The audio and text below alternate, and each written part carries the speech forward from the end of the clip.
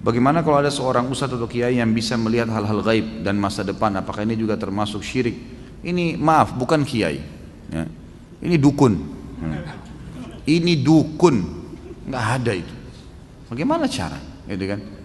Ini semua tidak mungkin terjadi. Ini semua khurafat yang masuk ke dalam sebagian orang dan memakai nama suci. Nama kiai itu suci.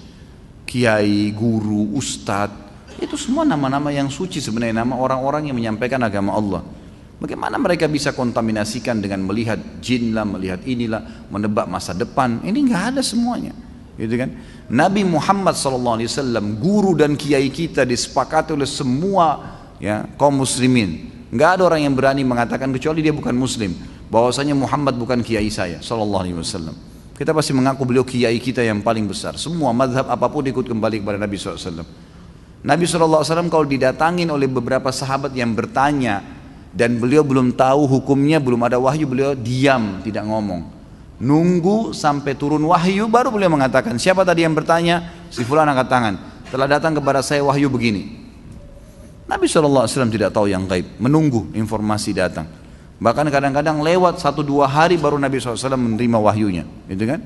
Waktu dituduh Aisyah berzina, nanti akan kita bahas itu dalam dosa besar tentang menuduh orang mukminah berzina, itu sempat wahyu terputus dari Nabi SAW kalau tidak salah sebulan, nggak ada wahyu turun.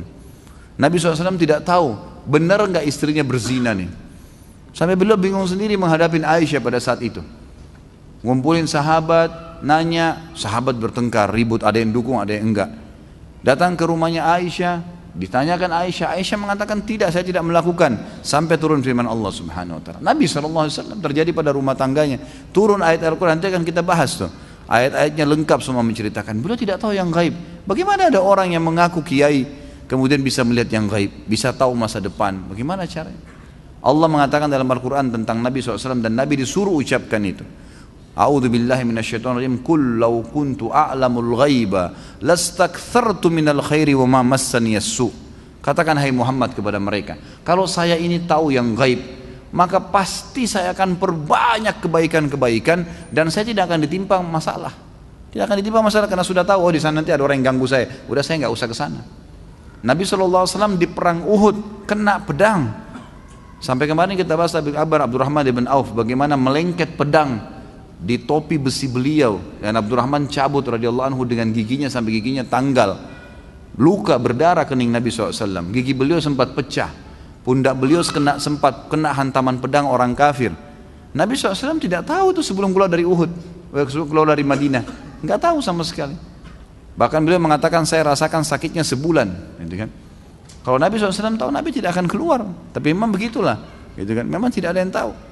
Dan ini sudah panjang lebar. Ada juga judul di YouTube bisa dilihat ceramah saya, Kiaiku Muhammad, Kiai Anda siapa? Panjang lebar saya jelaskan. Banyak dalil-dalil Al-Quran, banyak sekali yang menjelaskan kalau Nabi SAW tidak tahu hal-hal yang gaib, tidak tahu masa depan, gitu kan? Jelas semuanya itu.